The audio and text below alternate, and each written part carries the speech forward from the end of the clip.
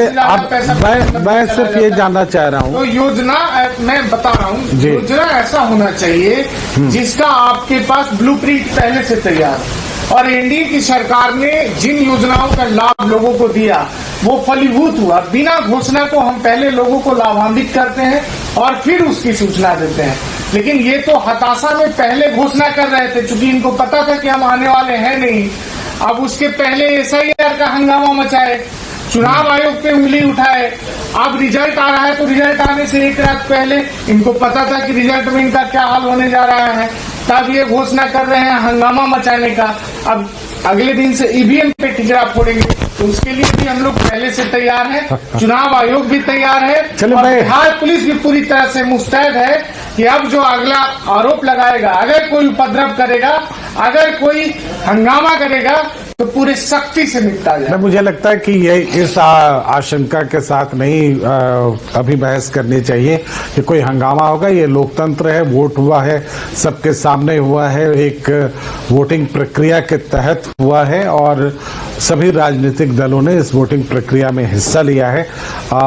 हम बहुत matured democracy है, बहुत मैच्योर्ड लोकतंत्र है हमारा, और उसमें इस तरह की हुल्लड़बाजी का कोई स्थान नहीं है। विपक्ष अपने आरोप लगाता है, हारने के बाद बहाने लेकर आप जनता के सामने जाते हैं। अब कोई भी आदमी जब हारता है तो हारने के बहाने लेकर जाता है। फिलहाल अभी की जो स्थिति है इसको देखते हुए मनीष जी, क्या लगता है आपको, ये फिगर कहां तक पहुंचेगा? 184-54 मतलब बिल्कुल, हम लोगों ने 225 का लक्ष्य निर्धारित किया था।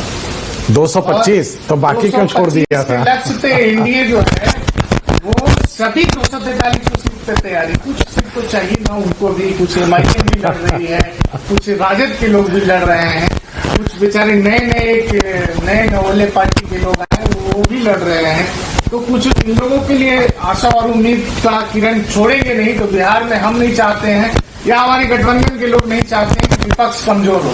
हम लोग स्वस्थ लोकतंत्र में विश्वास करते हैं और इस लोकतंत्र में विपक्ष का जिंदा रहना भी इतना ही जरूरी है जितना सच्चा पक्ष में एक ईमानदार नेतृत्व का जिंदा रहना जरूरी है। चलिए, हम एक फिगर के लिए वेट करेंगे। रांची स्टूडियो में रंजन है। रंजन, आप ये पता करें कि कितने ऐसे सीट्स हैं जिसमें मुकाबला बहुत नजदीकी है या जिसमें आगे पीछे परिणाम हो सकता है। फिलहाल आंकड़े ये हैं, 185 एनडीए, इंडिया 53, इंडी गठबंधन 53 और जनसुराज 00, अदर्स 00। एक दिलचस्प बात है इस पूरे आंकड़े में जो कि आपको बिल्कुल साफ दिखेगा कि ये बाइपोलर इलेक्शन जैसा हो गया। एक तरफ एनडीए, एक तरफ इंडिया गठबंधन, बिल्कुल साफ है।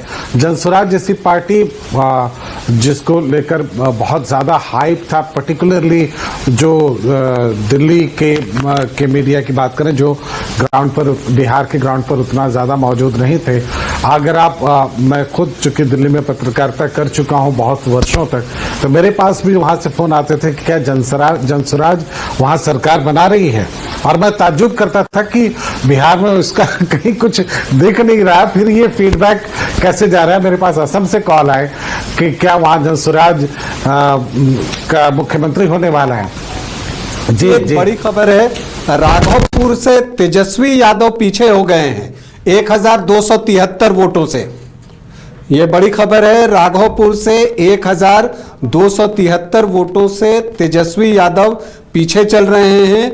वहां पर बीजेपी के सतीश यादव ने ये लीड बनाई है। अभी तक तेजस्वी यादव आगे चल रहे थे, लेकिन अभी ये खबर है कि राघोपुर से तेजस्वी यादव पीछे हैं और बेतिया में जो पूर्व उप मुख्यमंत्री अभी मंत्री हैं रेणु देवी, वो भी पीछे हो गई हैं। और देखिए, राघोपुर की बात हुई है तो राघोपुर को लेकर ये किंवदंती रही है कि तीसरी बार वहां से कोई जीत नहीं पाता है, चाहे वो राबड़ी देवी हो या कोई और हो, और वही तीसरा बार इस बार तेजस्वी लड़ रहे थे। तो देखिए रंजन जी जो अपडेट दे रहे हैं, और ये पीछे हो जाना अपने आप में बड़ी बात है। ये बहुत बड़ी बात है तेजस्वी यादव का। ये राउंड कौन सा है रंजन? ये राउंड बहुत इंपॉर्टेंट है क्योंकि इसके बाद फिर वो किस तरह, हालांकि तेजस्वी यादव को लेकर उनके बाउंस बैक करने की पूरी उम्मीद है, लेकिन इतना जरूर है कि उनका किसी भी राउंड में पीछे जाना बड़ी बात हो जाएगी।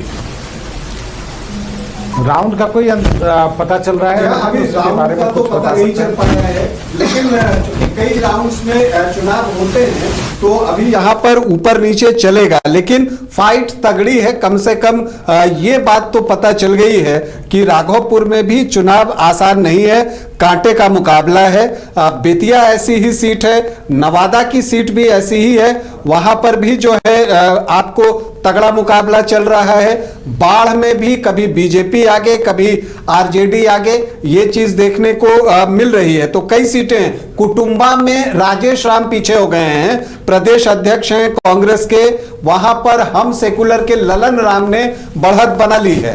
तो कई सीटों पर जो है कांटे का मुकाबला चल रहा है, लेकिन चूंकि कई सीटों पर बड़े नेता इन्वॉल्व हैं तो ये उम्मीद की जाती है कि आगे चलकर जो है कहीं फिर वापस जो है वो उनके पास पहुंच सकती है, ये चीजें हो सकती हैं। लेकिन कई सीटों पर अभी भी कांटे का मुकाबला है। ऐसी 15-20 सीटें जरूर होंगी जहां की बहुत कांटे का मुकाबला चल रहा है, लेकिन ये चीजें अब बता रही हैं। अभी तक हम लोगों को लग रहा था कि ये हवा है, अंडर करंट है, लेकिन अब तो ऐसा लगता है कि ये लहर है।